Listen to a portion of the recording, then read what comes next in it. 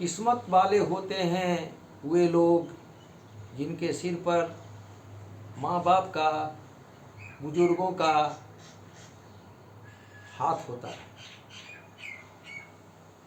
अभिवादनशीलस्य नित्यं वृद्धोपसेविनः चत्वारि तस्य वर्धन्ते आयुर्विद्या यशो बलम्। नमस्कार, आज हम चर्चा करेंगे बुजुर्ग व्यथा की।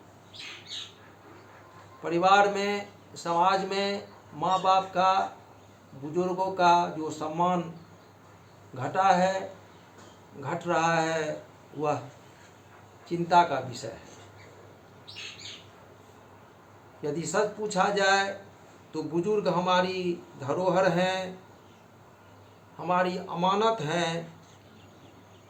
उनकी जगह हमारे दिलो दिमाग में होनी चाहिए, न कि वृद्धाश्रम में। लेकिन आज स्थिति बदतर है। बुजुर्ग परिवार में भार सदृश हो रहे हैं, अपमानित हो रहे हैं, प्रताड़ित हो रहे हैं और घर के एकांत कोने में अपने भाग्य को कोस रहे हैं।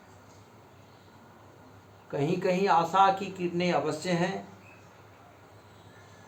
अच्छे पुत्र हैं जो अपनी माँ बाप की अहर्निश सेवा करते हैं और माँ बाप की सेवा और देखभाल करना ही अपना धर्म समझते हैं। लेकिन ओवरऑल स्थिति निराशाजनक है।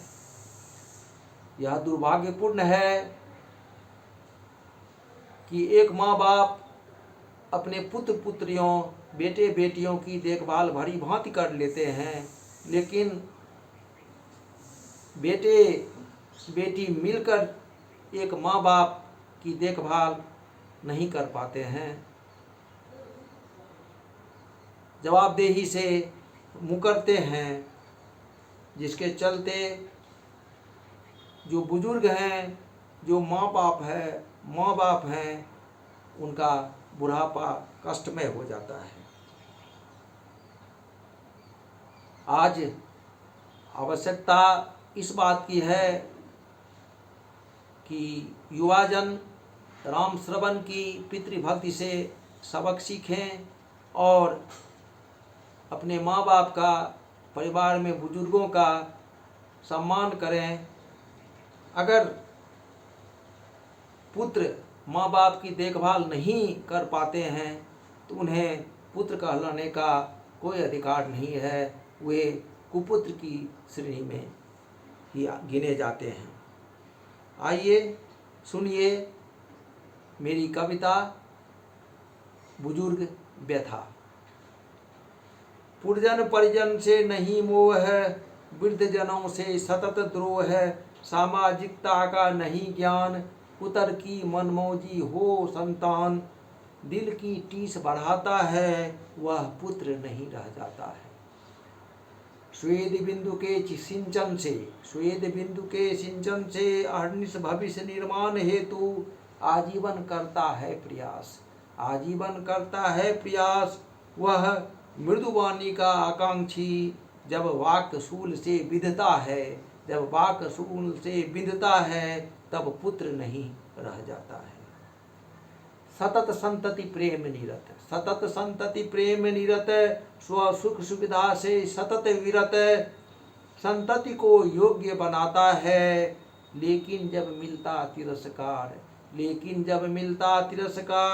जब हृदय रुदन क्रंदन करता, तब पुत्र नहीं रह जाता है।